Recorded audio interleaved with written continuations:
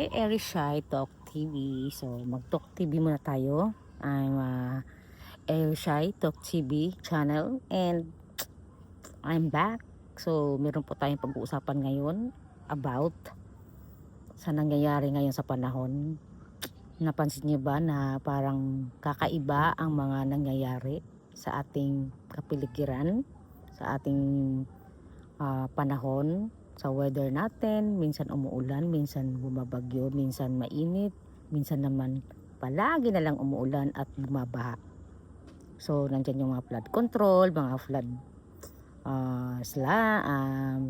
landslide, something like that. So ngayon naikwento ko lang na hindi ako gagawa ng Talk TV Erishy, na medyo meron naman tayong pwedeng pag-uusapan na topic about sa nangyayari sa panahon. So siguro naman guys, pansinan natin yon na meron talagang kakaiba this year. This 2026, something it happening na hindi natin ma-explain kung ano yun, 'di ba guys? So ayusin mo natin ang buhok natin, kaya nandito ako sa labas. Nasa outdoor ako at ngayon lang ako nagkakataon na gumawa dito ng vlog sa outdoor kasi nga malapit na naman yung bahay namin. So guys, maybe pansinin natin yung panahon, pansinin natin yung ano yung mga nangyayari, pansinin natin kung bakit ito nangyayari. Siguro naman na feel natin tayo lahat, no? Pasensya na sa mukha ko kung bakit ganito ang aking itsura.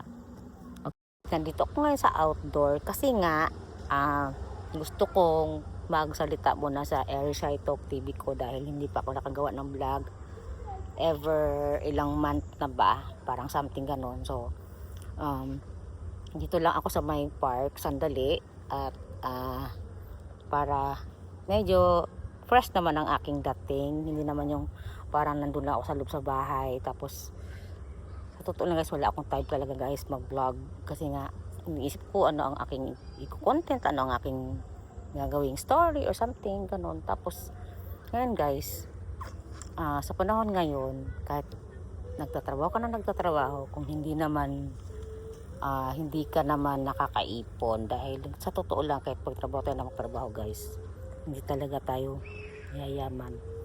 Kailangan talaga natin ng diskarte sa buhay.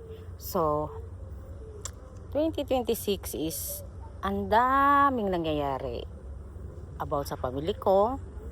2024 since nagkasakit ang nanay ko na nagkaroon na ng mild stroke, and then yun, the same na parang lang namang hindi naman siya sobrang nagrabe pero nakakapagsalita naman, yun lang, hindi makapaglakad. So kahit i-therapy namin yung mother namin, parang hindi niya carry. So hinahayaan na lang namin na yung kinikare na lang namin about medicine, something, maintenance, ganun kasi nga hindi na kami mayaman. And then pumasok ang 2025, okay lang, sige, maintain yung ano ng nanay ko, ganun. Pagpasok na 2026, nagkasakit ang kapatid namin.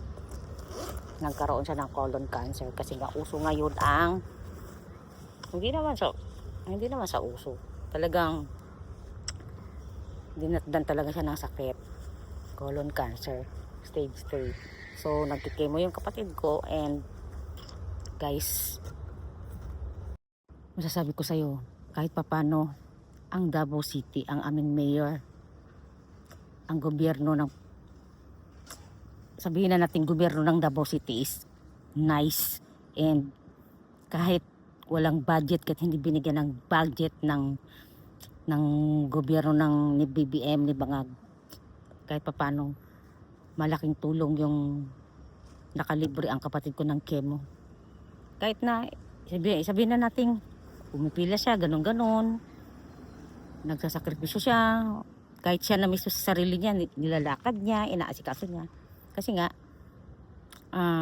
kailangan wala kami dun, kami magkakapatid nandito sa Japan, 3 kami, walang mag-aalalay sa kanya kundi sa kanyang sarili lang, siya lang sa sarili niya talaga guys. Kaya ang masasabi ko sa gobyerno sa Davao City is okay, kahit pa paano malaki pa rin ang tulong, 'di ba? So yun, pagpasok ng 2026 yan, nagkasakit ang kapatid ko, and then ito na nga, bala kong umuwi next year, pero siyempre kailangan natin kumayod, kailangan natin kumita, kailangan natin mag-ipon para lang tayo ay makauwi ng Pilipinas. Dahil pag hindi natin gawin yun, wala mangyayari. So diskarte ang kailangan, guys.